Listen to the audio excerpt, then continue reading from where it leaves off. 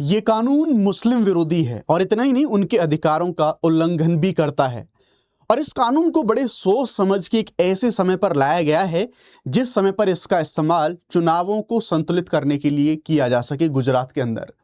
ये मेरा कहना नहीं है, ये हमारी अपोजिशन पार्टी है, उसका एलिगेशन है, उसका आरोप है जो रूलिंग पार्टी है उस पार्टी के ऊपर। अब ऐसा इनके द्वारा क्यों कहा जा रहा है, कौन सा कानून है, ऐसा इन्होंने यहां पर क्या कर दिया? आप जो रूलिंग पार्टी है उसकी अलग अलग कोशिशों को बहुत दिनों से जानते हैं कि हमारी सरकार यूसीसी को लाने की कोशिश कर रही है, लेकिन इस यूसीसी को लाने के लिए बहुत सारे जो दल हैं, बहुत सारे जो स्टेक होल्डर्स हैं, उनका विरोध रहता है। और ये एक सबसे बड़ी बात है कि यूसीसी को देश में अभी लागू नहीं किया जा सका है। लेकिन अभी इस पर रिसेंटली एक और डेवलपमेंट हमें यहाँ पर देखने को मिला है, और वो डेवलपमेंट क्या है, बड़ा इंपॉर्टेंट डेवलपमेंट है। ये डेवलपमेंट ये है कि जो हमारा गुजरात है, गुजरात ने अभी रिसेंटली यूसीसी जो बिल है, इस बिल को यहां पर पारित करा है। आप यहां पर देख सकते हैं इसके बारे में, राइट। इसमें लिव इन के रजिस्ट्रेशंस कुछ मैंडेटरी हैं, दो या दो से ज्यादा शादियां करना वो इलीगल है, जुर्माना है, 7 साल की जेल है। कुछ ऐसे प्रोविजंस हैं जो कांग्रेस है, कांग्रेस ने इसे एंटी मुस्लिम जो इसे लॉ है वो लॉ यहां पर करार दिया है। आप लोग देख सकते हैं किस तरह से जो कम्युनिटी है वो कम्युनिटी भी इसका यहां पर जो विरोध है वो विरोध यहां पर करती हुई देखने को मिल रही है। एक तरफ अपोजिशन के द्वारा ऐसे आरोप लगाए गए हैं और दूसरी तरफ सरकार के द्वारा ऐसे एक माइलस्टोन बताया जा रहा है। सरकार यहां पर कह रही है, एक तरफ तो सरकार ऐसे कानून ला रही है इलेक्शन से पहले, और दूसरी तरफ सरकार यह भी कह रही है कि देश के अंदर कोई भी तुष्टीकरण के आधार पर राजनीति है वो नहीं होनी चाहिए। अमित शाह ने इस कानून का सपोर्ट करते हुए यहां पर बोला है कि जो यूसीसी है वो सभी नागरिकों के लिए समान कानूनों के आधार पर यहां पर चलना चाहिए। अमित शाह ने गुजरात में जो यूसीसी बिल पारित होने की अभी सराहना करी गई है उनके द्वारा। तो रिसेंटली जो असेंबली है गुजरात की, और उस असेंबली के द्वारा भी एक कानून ये पारित करा गया है। अब जो अपोजिशन है उसके द्वारा विरोध क्यों करा जा रहा है, ऐसे कानून में क्या क्रूशियल जो प्रोविजंस है उनके बारे में बात हम यहां पर करेंगे।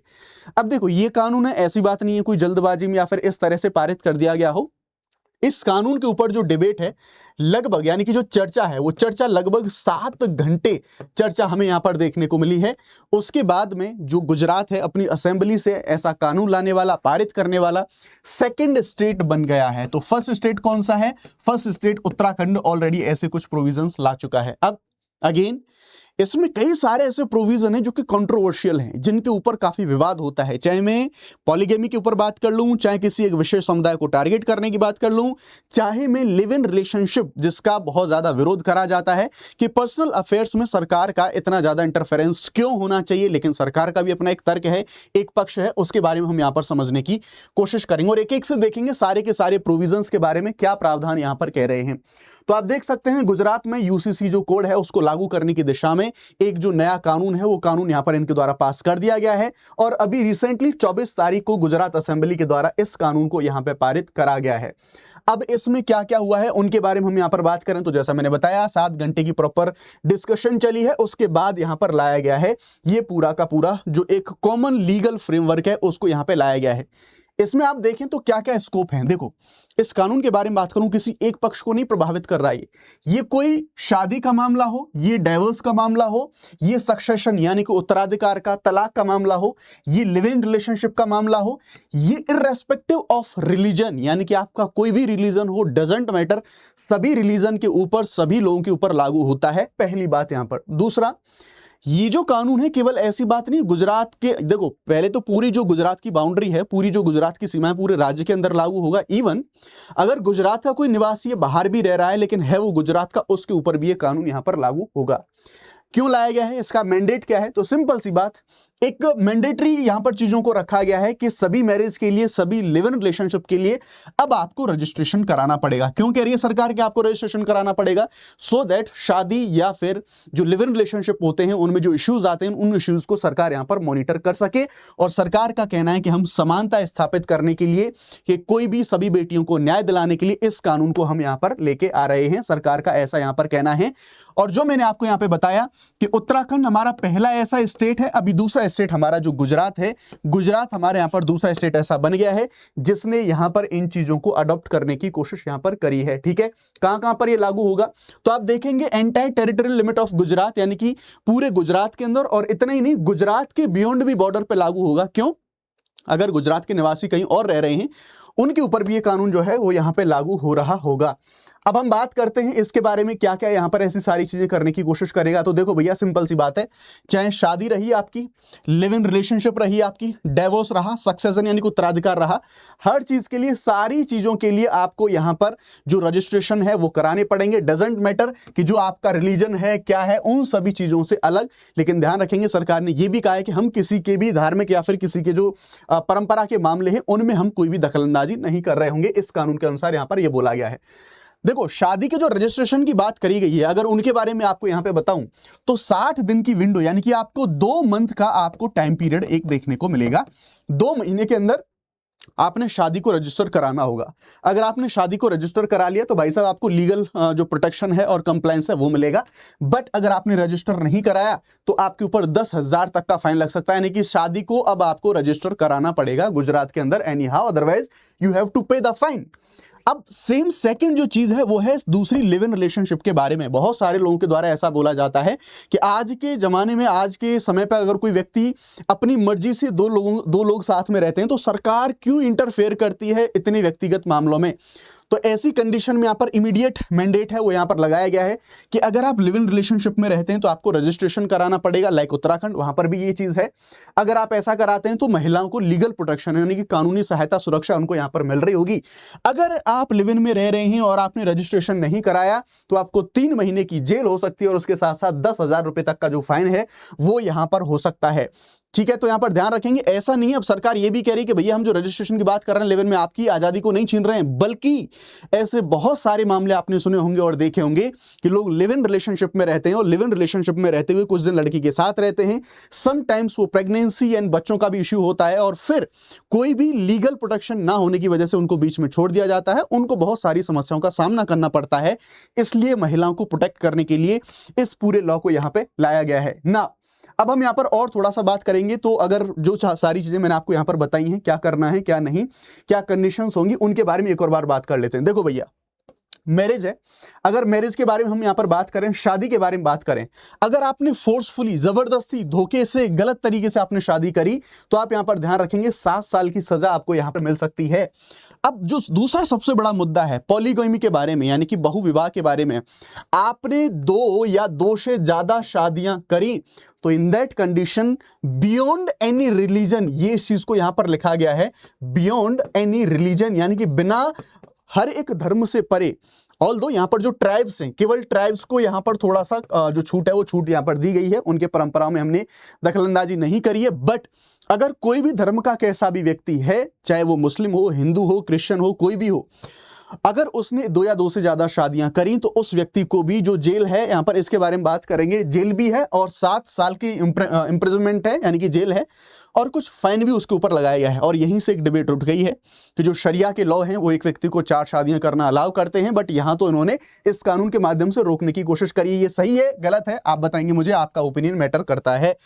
अगर ध्यान रखें, आपने लिव इन रिलेशनशिप में आप रह रहे हैं और आपने उसको रजिस्टर नहीं कराया, 3 महीने की जेल, 10,000 का फाइन आपको देखने को मिलेगा। और शादी को रजिस्टर नहीं कराया 60 दिन के अंदर तो 10,000 रुपए तक का फाइन है, ये आपको भरना पड़ेगा गुजरात के अंदर। जैसा मैंने आपको कहा, जो हमारे जनजातियां हैं, जो हमारे ट्राइब हैं, उनके बारे में अगर मैं आपको बताऊं तो ट्राइब के जो उनके अधिकार हैं या फिर उनका संरक्षण है वो करने की हमने कोशिश करी, उसमें हमने दखलंदाजी नहीं दी है। ये यहां पर बोला गया है कि कोई भी इंटरफेरेंस जो जनजातीय रिचुअल हैं उनमें नहीं करा जाएगा, वैसी चीजें यहां पर क्लियर सरकार के द्वारा करने की कोशिश करी गई। बाकी किसी भी धर्म, किसी भी समाज को यहां पर नहीं अलग रखा गया है। अब अगेन इसमें जो बंटवारा है या फिर मैं कहूँगा अलग अलग जो हमारे डिस्कशंस हैं, इसमें विचार, इसमें लड़ाइयाँ, ये सारी चीजें इसमें यहाँ पर निकल के आई हैं। और क्या है, एक धड़ा यहाँ पर सरकार का जो धड़ा है यानी कि सत्ता पक्ष है वो ये कह रहा है कि भैया हम तो समान अधिकार देने की बात कर रहे हैं, कोई भी धर्म हो, कोई भी व्यक्ति हो। और दूसरी ओर हमारा जो डीपीएसपी है यानी कि आर्टिकल 44 के अंदर यूसीसी को लागू करने की बात करी है। अभी मैं इसके बारे में बताऊंगा कॉन्स्टिट्यूशन असेंबली ने इवन क्या कहा था इसके बारे में।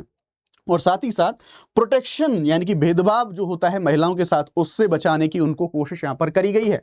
दूसरी तरफ जो दूसरा धड़ा है, जिनके बारे में जो लोग पॉलीगैमी के बारे में बात करते हैं या फिर ऐसे इंटरफेरेंस को रोकने की बात करते हैं, उन लोगों के बारे में बात करूं तो वो ये कहते हैं कि भैया ये भी हमारे फंडामेंटल राइट का वायलेशन है। हमारे फंडामेंटल राइट, हमारा चुनने का अधिकार, हमारा जीवन का अधिकार, वो सब चीजों का यहाँ पर, हमारे धर्म का अधिकार, उन सब का वायलेशन हमें यहाँ पर देखने को मिल रहा है। आप हमारी समाज में, हमारी संस्कृति में, हमारे धर्म और परंपराओं में आप इंटरफेयर कर रहे हैं, जो कि पूरी तरफ से यहाँ पर अनुचित यहाँ पर बोला गया है।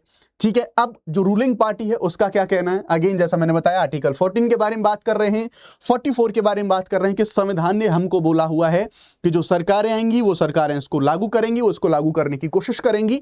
साथ ही साथ जो महिलाएं हैं, जो बच्चियां हैं, जिनके साथ में समटाइम्स भेदभाव, बहुत दिक्कतें उनको आती हैं, चाहे लिव इन में हो, चाहे शादियां हो रही हैं, मल्टीपल शादियां हो रही हैं, तो उसकी वजह से इस पूरे प्रोसेस को फॉर्मल बनाने के लिए इन चीजों को यहां पर लाया गया है। ऐसा गुजरात के सीएम पटेल साहब के द्वारा यहां पर बोला गया है। राइट, तो ये सारी चीजें मैंने यहां पर बात कर ली कि अलग अलग जो कुछ समस्याएं हैं वो हमें यहां पर देखने को मिलेंगी। तो अपोजिशन ने भी यहां पर कुछ ऐसा आरोप है, वो आरोप लगाने की कोशिश करी गई है। ठीक है, तो सबके अपने अपने अलग अलग आर्गुमेंट हैं। सरकार कह रही है हम इक्वलिटी इंश्योर कर रहे हैं, 14 और इनके बारे में हमने बात कर ली, डिस्क्रिमिनेशन को हम हटाएंगे। लेकिन दूसरा पक्ष क्या आरोप लगा रहा है कि भैया 2027 की इलेक्शन है गुजरात के अंदर, आप उन इलेक्शन से पहले इसका फायदा उठाना, धर्म के आधार पर आप लामबंदी करना चाह रहे हैं, ऐसे आरोप यहां पर लगाए गए हैं। फंडामेंटल राइट आर्टिकल 25 to 28, साथ ही साथ हमारे सभी धार्मिक अधिकार हैं, इनका वायलेशन हो रहा है। ये कानून एंटी मुस्लिम है, ऐसा रूलिंग जो अपोजिशन पार्टी उनके द्वारा आरोप लगाया गया कि जो हमारी शरीयत है, हमारे जो परंपराएं हैं, उन सब के अगेंस्ट में चीजें हमें यहां पर देखने को मिलती हैं। और उन्होंने ये भी डिमांड करी कि भैया ऐसे सेलेक्ट कमेटी को भेजो, वो अच्छे से विचार करेगी, जांच पड़ताल करेगी, तब इस कानून को यहां पर लागू किया जाना चाहिए। तो ये सारी चीजें हमें यहां पर देखने की, समझने की कोशिश करिए। ऑल्दो मैंने आपको जो बताया है, जो ट्राइब्स हैं उन ट्राइब्स को हमारा इन मामलों से अलग रखा गया है। अब देखो, सरकार ने अपना पक्ष रखा, अपोजिशन ने अपना पक्ष रखा। अब थोड़ा सा बात ये कर लेते हैं कि जिन संस्थानों के ऊपर हम भरोसा कर सकते हैं, उन्होंने इस पूरे मामले में क्या कहने की कोशिश करी है। मतलब सुप्रीम कोर्ट, लॉ कमीशन, महिला आयोग, उन सब का पूरा क्या कहना है, पूरी एक हिस्ट्री है।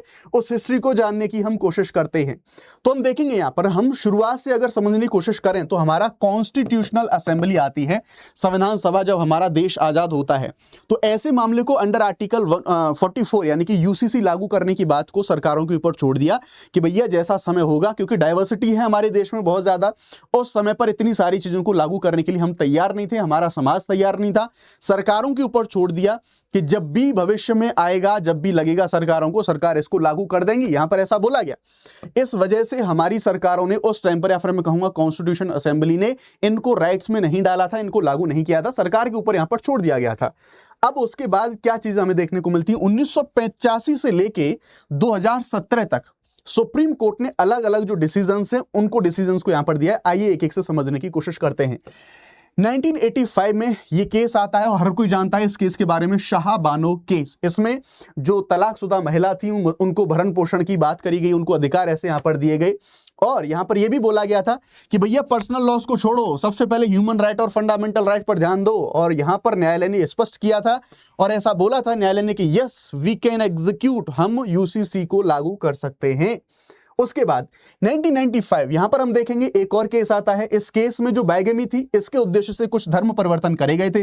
बहुत सारे लोग होते हैं एक शादी से ज्यादा करने के लिए वो धर्म में बदलाव कर लेते हैं। तो वैसी कंडीशन में हम देखेंगे महिलाओं के अधिकारों पर हनन की बात यहां पर करी गई थी।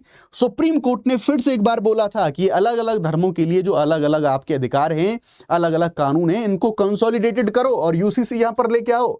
सुप्रीम कोर्ट इन चीजों को बोलता रहा है। 2003 में और केस एक निकल के आता है, उसमें इसी प्रकार से जो क्रिश्चियन लॉज थे उनके बारे में बात करी गई थी और इन चीजों को असंवैधानिक घोषित करा गया था। तो यहां पर भी न्यायालय ने यह कहा था कि भैया यूसीसी को लेके आओ, एक समान जो हमारी जो यूसीसी है यानी कि यूनिफॉर्म सिविल कोड है उसको लागू करो।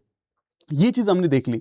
और 2017 में द वेरी फेमस हमारा शायरा बानो केस आता है और इस केस में भी जेंडर जस्टिस की बात करी गई और यहां पर बोला गया कि ये जो सारे ऐतिहासिक फैसले हैं, अब समय आ गया है कि सरकारों को यूसीसी पर यहां पर विचार करना चाहिए।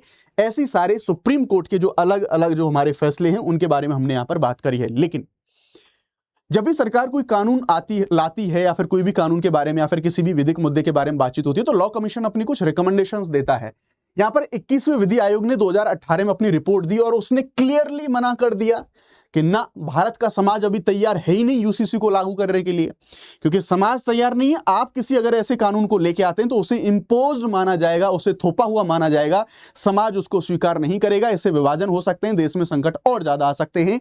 इसलिए यहां पर इसके द्वारा क्लियरली मना कर दिया गया कि नाइदर नेसेसरी और नॉर डिजायरेबल, ना जरूरी है ना ही आवश्यक है, मत लेके आओ इसको। लेकिन सरकार इतने में नहीं मानी। सरकार ने अगले यानी कि 22वां जो हमारा लॉ कमीशन था उसका गठन करा, उससे सिफारिश मांगी है, उसने अभी फाइनल रिपोर्ट सबमिट नहीं करी है। नेशनल कमीशन फॉर वुमेन क्या कहता है? वो भी सामान्य रूप से महिला के अधिकारों का जो समर्थन हो, उसका संरक्षण हो, वो भी सामान्यतः यहाँ पर जो सपोर्ट है वो सपोर्ट यहाँ पर करता है। और 22वें के बारे में मैंने आपको बताई दिया कि अंतिम रिपोर्ट उसकी यहाँ पर लंबित है। अल्टीमेटली यूसीसी को लेके आना ये कोई केवल एक कानून लाने का मामला नहीं है, ये बहुत सारे इश्यूज हैं, बहुत सारे महिलाओं के साथ समस्या होती हैं, उनसे निपटने के लिए, उनके संरक्षण के लिए एक कानून का मामला बनता है। लेकिन ध्यान रखना होगा कहीं ऐसा ना हो कि उन चीजों को बचाने के चक्कर में कि ये हमारे समाज में और ज्यादा विभाजन ला दे, पैदा कर दे। जो सोसाइटी है, जो समुदाय है, उस समुदाय के साथ मिलके उनकी मर्जी से इन चीजों को स्टेप बाय स्टेप यहां पर हमें लागू करना होगा, जैसा लॉ कमीशन ने भी अलग अलग टाइम पर यहां पर चीजों को बोलने की कोशिश करी है। ऐसे सभी मुद्दों से जुड़ने के लिए चैनल को सब्सक्राइब करें और वीडियो को लाइक करें और कमेंट सेक्शन में अपनी राय जरूर बताएं। अगर आप यूपीएससी की तैयारी के लिए हमारे साथ जुड़ना चाहते हैं तो yes, this is the best platform जो आप जुड़ सकते हैं। केवल 16999 के अंदर आपको एक कोड लगाना होगा SSYT लाइव। इस कोड के माध्यम से मैक्सिमम डिस्काउंट आपको मिलेगा, जहां पर आप मेरे साथ जो पॉलिटी, इंटरनेशनल रिलेशंस हैं उनको आप पढ़ रहे होंगे। अलग अलग प्राइजेस के साथ में आप जो कोर्सेज हैं उनको परचेज कर सकते हैं। और द मोस्ट इंपॉर्टेंट, पूरे 2 साल का करंट अफेयर आप हिंदी इंग्लिश दोनों भाषाओं में सब्जेक्ट वाइज डाउनलोड कर सकते हैं। जस्ट कैमरा खोलिए, स्कैन कीजिए, डाउनलोड कीजिए और आराम से अपने करंट अफेयर को आप यहां पर रिवाइज कर सकते हैं, पढ़ सकते हैं। Thank you very much. जय हिंद, जय भारत।